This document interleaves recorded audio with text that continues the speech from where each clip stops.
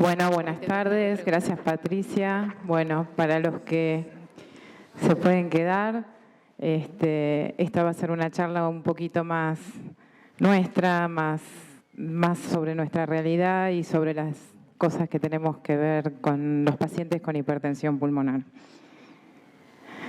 Sabemos como definición que la hipertensión pulmonar es un serio desorden cardiopulmonar caracterizado por la elevación de la presión de la arteria pulmonar, con aumento de la poscarga del ventrículo derecho y que puede estar dado, por un lado, por un fallo en el mecanismo fisiológico durante la transición a la vía extrauterina, y en este caso hablamos de hipertensión pulmonar primaria, o en otros casos debido a alguna condición patológica que perpetúa esta condición de hipertensión. Y en ese caso lo llamamos hipertensión pulmonar secundaria. La clasificación que más frecuentemente utilizamos es entre primaria y secundaria, y decimos que es primaria en aquellos pacientes que tienen un pulmón prácticamente sano y lo que persiste es el hipoflujo pulmonar debido a hipertensión pulmonar. Y secundaria a las causas más frecuentes, que es el SALAM y malformaciones pulmonares, déficit de proteínas de surfactante, infecciones respiratorias, etcétera. El cuadro clínico de estos pacientes habitualmente es una dificultad respiratoria que se va poniendo hipoxémico, requiere oxígeno. Es muy característica la labilidad oximétrica. Estos pacientes tienen reactividad a todos los estímulos táctiles, dolorosos, acústicos. El tiempo de resolución, en vez de mejorar, estos pacientes muchas veces empiezan a empeorar. Van empeorando, los ingresamos a NRM, empiezan a requerir sedación, colocamos el saturómetro pre y postductal, vemos que allí hay una diferencia y por último, ante nuestra sospecha diagnóstica de hipertensión pulmonar, realizamos un ecocardiograma donde descartamos en primer lugar que tenga una cardiopatía estructural y por otro lado observamos los signos indirectos de hipertensión pulmonar. Con esto hacemos nuestro diagnóstico. Y una vez que tenemos el diagnóstico podemos establecer la gravedad de nuestro paciente con hipertensión pulmonar. Existen varios índices para evaluar la gravedad de estos pacientes. Los dos más frecuentes son la diferencia alvéolo arterial de oxígeno y el índice de oxigenación. Con respecto al primero, es un índice que algunos centros utilizan. Lo bueno de este índice es que incluye a la CO2 dentro de su fórmula, incluye la FIO, pero no incluye las presiones que le damos con el respirador. Y el índice de oxigenación es el que más frecuentemente usamos, es bastante más simple, incluye la MAP, incluye presiones, incluye la FIO y la PO2. Hoy todos los respiradores, la mayoría de ellos tienen la MAP ya calculada, así que esto ya queda obsoleto. Por supuesto que nos vamos a dedicar más al índice de oxigenación porque es el índice que usamos habitualmente y el índice de oxigenación tiene varios usos.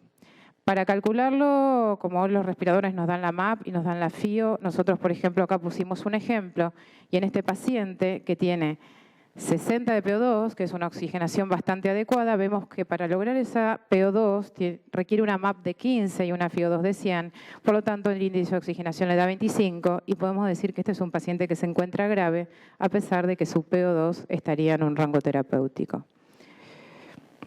El índice de oxigenación se usa para diferentes cosas. Hace 30 años atrás se describe como un índice que predecía mortalidad. También se puede usar el índice de oxigenación para realizar consensos, incorporar tratamientos de acuerdo al índice de oxigenación y también sirve para ir viendo la evolución del paciente. Con respecto a mortalidad, en el año 86 ya Bartlett describía que un índice de oxigenación mayor de 40 tenía una mortalidad entre el 80 y el 90% y que un índice de oxigenación entre 25 y 40 tenía una mortalidad del 50%. Por suerte esto ya no es tan así, por suerte sobre todo en los pacientes que tienen un índice de oxigenación entre 25 y 40, la mortalidad ya no es tan alta porque hoy tenemos muchos otros tratamientos para incorporar.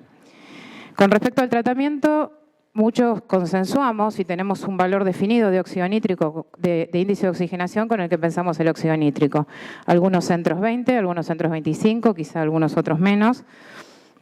Y también usamos el índice de oxigenación para definir qué paciente vamos a ingresar en ECMO. El índice de oxigenación es muy útil para usarlo en la guardia y poder ir viendo cómo evoluciona el índice de oxigenación durante el día para poder evaluar si ese paciente va a requerir tratamientos más complejos. Y nos puede pasar de pronto que un día en una guardia empecemos con un paciente que empezó con un distrés y terminemos en esta situación con un cuadro de hipertensión pulmonar grave, a veces durante la misma guardia. El paciente fue aumentando los requerimientos de oxígeno, le probamos otras modalidades ventilatorias, lo pasamos a alta frecuencia, le aumentamos la sedación y tiene un índice de oxigenación de 20 y decidimos, en este caso, iniciar óxido nítrico y evaluamos las respuestas, si el paciente tiene una respuesta positiva o negativa. Antes de pensar que el paciente tiene una respuesta negativa, por supuesto, voy a asegurarme que el reclutamiento pulmonar fue el reclutamiento adecuado. Y por otro lado, le voy a hacer un ecocardiograma para evaluar si no hay un problema de disfunción del ventrículo derecho que esté impidiendo esta respuesta beneficiosa del óxido nítrico. Descartado esto, si la respuesta es negativa, probablemente estoy en un paciente que se me está poniendo cada vez más crítico. Los objetivos del tratamiento, entonces dijimos, como mencionó la doctora Steinhorn, la oxigenación siempre en rango. El oxígeno es una droga, debemos mantenerlo en la de rango terapéutico, ni más ni menos, porque menos es malo y más también. Debemos mantener un reclutamiento pulmonar adecuado, siempre evitando la injuria pulmonar. Debemos usar vasodilatores pulmonares para bajar la presión pulmonar, mantener la sedación en el paciente para evitar todos los estímulos reactivos al paciente y tener un medio interno adecuado. ¿Qué no es tan bueno? Bueno, las drogas vasoactivas. Muchas de las drogas vasoactivas que usamos no son selectivas de la vasculatura de la presión sistémica, con lo cual actúan sobre la presión pulmonar y aumentan la presión pulmonar, obteniendo un efecto negativo sobre lo que nosotros estamos tratando. Entonces, en esta idea de querer mejorarle el shunt de derecha a izquierda que tiene el paciente, subiendo la presión sistémica para que shuntee de izquierda a derecha, sería mucho mejor lograr una vasodilatación efectiva para que el shunt se invierta y entonces necesitaríamos muchas menos drogas inotrópicas. Los aumentos de la MAP. También, digamos, en algunos casos, cuando el chico está hipóxico por hipertensión pulmonar, muchos nos podemos sentir tentados a ir a aumentar el respirador y aumentar y aumentar y aumentar, y en realidad lo que necesitamos hacer es lograr una buena vasodilatación pulmonar y darle la presión necesaria para que el reclutamiento sea adecuado y no rompa el pulmón. Los vasodilatadores pulmonares, en Argentina disponemos de óxido nítrico, por supuesto, y por todos los beneficios que ya mencionó el doctor Golombek, es de primera línea, no hay duda de su efectividad, es de tratamiento local, no invasivo, no tiene efectos sistémicos. El sildenafil es nuestro tratamiento de segunda línea, nosotros disponemos actualmente en Argentina solamente del sildenafil bioral. No sabemos mucho cuanto a su absorción, debido a que son pacientes que muchas veces están muy enfermos y todavía no tenemos la suficiente evidencia, pero en los pacientes refractarios al óxido nítrico usamos como tratamiento de segunda línea el sildenafil. También usamos milrinona en algunos centros, sobre todo cuando necesitamos mejorar el inotropismo del paciente. Bosentan solamente en casos seleccionados, las prostaciclinas también para pacientes seleccionados. Y las prostaglandinas, que acá las puse en gris, que no es directamente un vasodilatador pulmonar, pero muchas veces las hemos usado para abrir el ductus en pacientes con hipertensión pulmonar, con un ventrículo derecho que está a punto de claudicar y que abriendo el ductus podemos lograr que ese ventrículo derecho se descargue, sobre todo en pacientes con hernia diafragmática. Bueno, el óxido nítrico es de primera línea.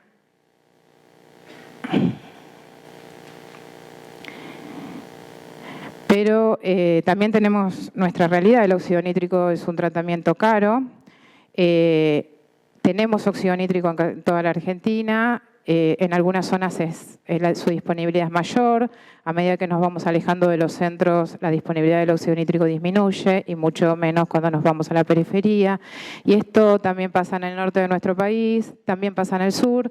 Y esto es esquemático, ¿no es cierto? O sea, cada provincia tiene sus capitales, que probablemente dispongan, y a medida que uno se va alejando, la disponibilidad del óxido nítrico es menor.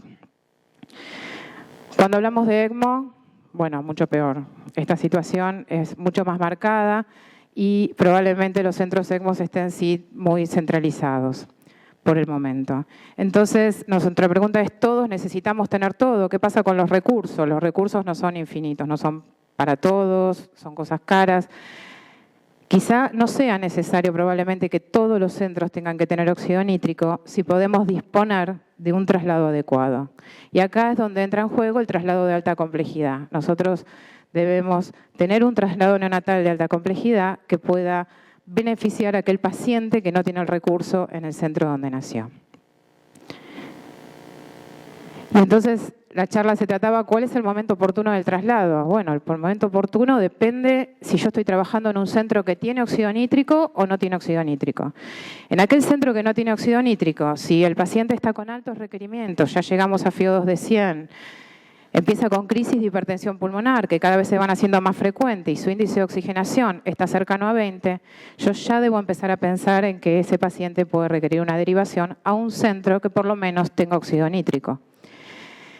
Si trabajo en un centro y tengo la oportunidad de ponerle óxido nítrico al paciente que estoy tratando, pero el paciente es refractario al tratamiento con óxido nítrico, ya logró un reclutamiento pulmonar adecuado con ventilación de alta frecuencia y el paciente no responde y sigue aumentando su índice de oxigenación, entonces lo tengo que derivar a un centro con ECMO.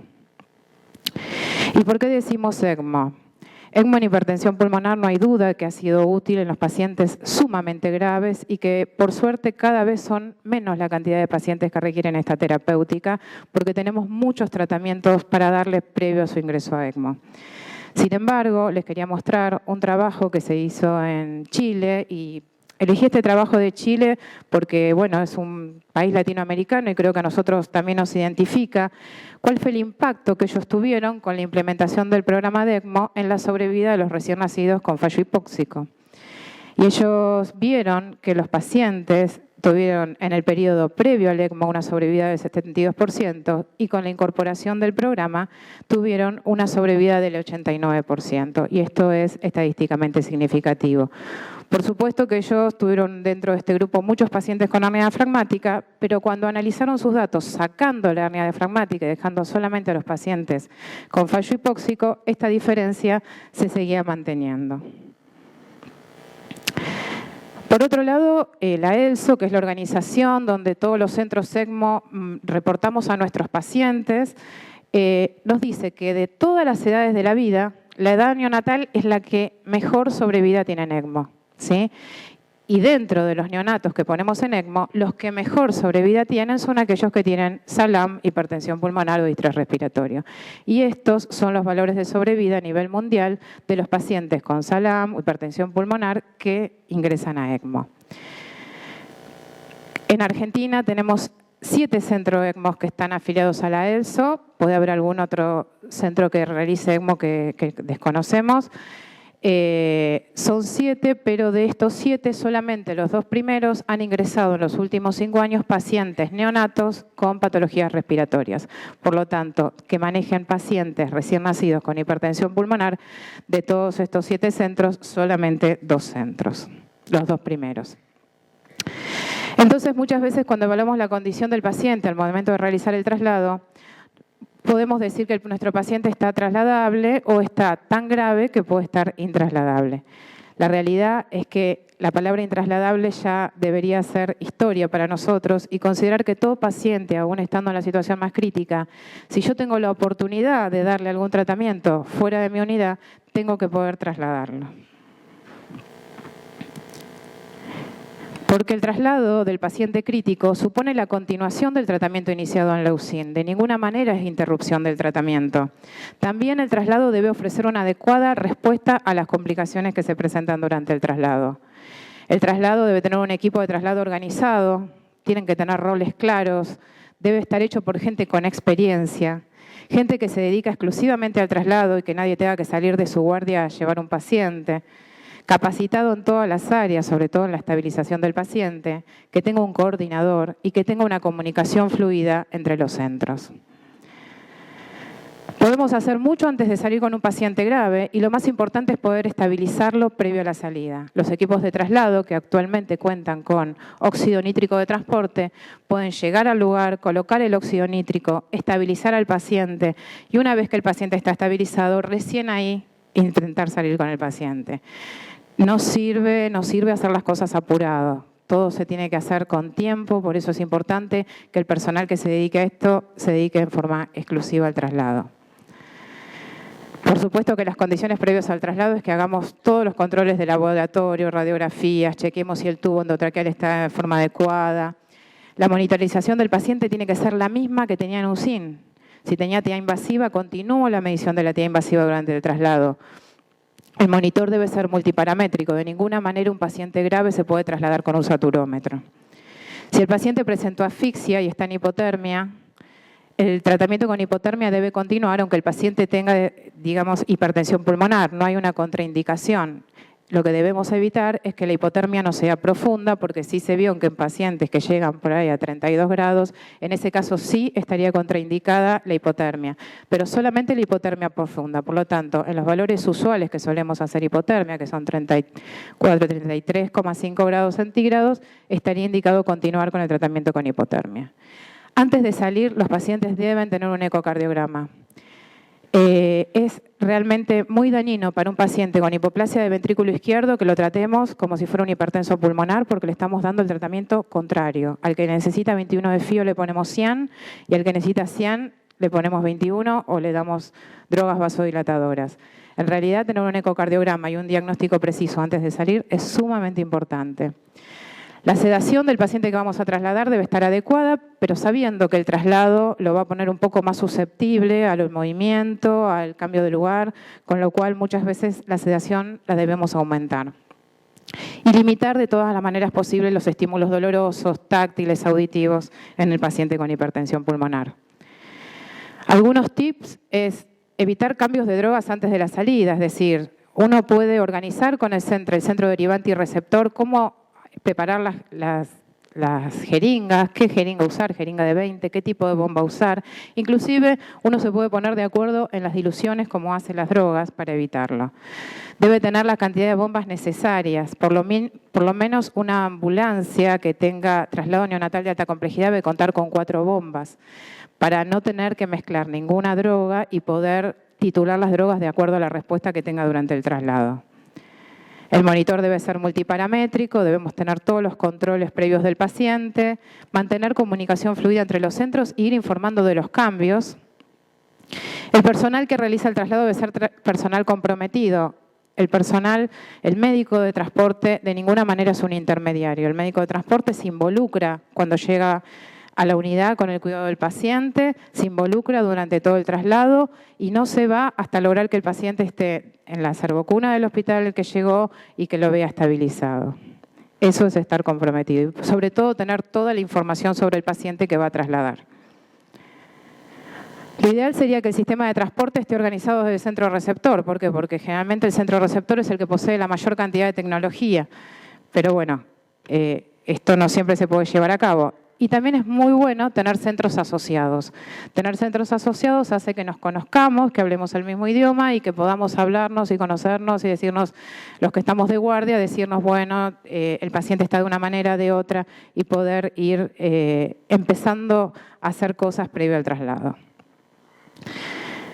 Esto no es un trabajo que le quiero mostrar, sino solamente como curiosidad. Cómo organizan en otros países o inclusive en algunas áreas de Latinoamérica el sistema de los chicos con hipertensión pulmonar. Y hay algunos lugares que usan alertas automatizadas de óxido nítrico. Es decir, en ciertas áreas, los centros que usan óxido nítrico llaman y alquilan los tubos de óxido nítrico. Entonces, la empresa que comercializa el óxido nítrico y coloca un paciente bajo óxido nítrico activa una alerta automática al centro ECMO. Entonces, el centro ECMO ya sabe en qué regiones se fue colocando óxido nítrico, sabe qué pacientes están siendo graves de sus centros asociados que derivan pacientes, y esto de alguna manera, que es una estrategia bastante simple y fácil, habla un poco de lo que es la oportunidad, es decir, hacerlo lo antes posible para lograr que los pacientes lleguen en forma temprana y se pueda programar la recepción del paciente. Con respecto al transporte con óxido nítrico, los pacientes que se indica el transporte con óxido nítrico son los pacientes que están con óxido nítrico y que no respondieron y deben ser trasladados a un centro ECMO, o aquellos pacientes que nacen en lugares que no tienen óxido nítrico y se estabilizan antes de salir. El óxido nítrico de transporte debe ser utilizado por un personal entrenado. El óxido nítrico de transporte debe tener un sistema de ventilación manual conectado al óxido nítrico. La administración debe ser continua y no se puede suspender. Los requisitos de seguridad y calidad en el sistema de administración de óxido nítrico deben ser los mismos que los que utilizamos en la terapia, y el equipamiento debe poder medir tanto la concentración de óxido nítrico, dióxido nitroso o FiO2. Por supuesto, cada unidad va a tener su consenso e indicación de óxido nítrico. Como conclusión, la administración de óxido nítrico durante el transporte es seguro y es efectivo tanto en el transporte terrestre como en el aéreo. Probablemente, así como hoy tenemos la posibilidad de ir a estabilizar pacientes con óxido nítrico y luego trasladarlos, quizá, y esto hablo de futuro, tengamos la oportunidad de poder también llevar, digamos, equipos portátiles de ECMO, poder estabilizar al paciente en ECMO y poder trasladarlo. Como conclusiones, el transporte neonatal es una herramienta destinada a disminuir la mortalidad de los recién nacidos. Logra que todos los niños, independientemente del lugar donde nacen, puedan acceder a iguales recursos terapéuticos. El traslado oportuno y adecuado de recién nacidos críticos depende no solo del desarrollo de programas de traslado, sino también del compromiso de los miembros del equipo de salud que participamos en el cuidado de los recién nacidos. Muchas gracias.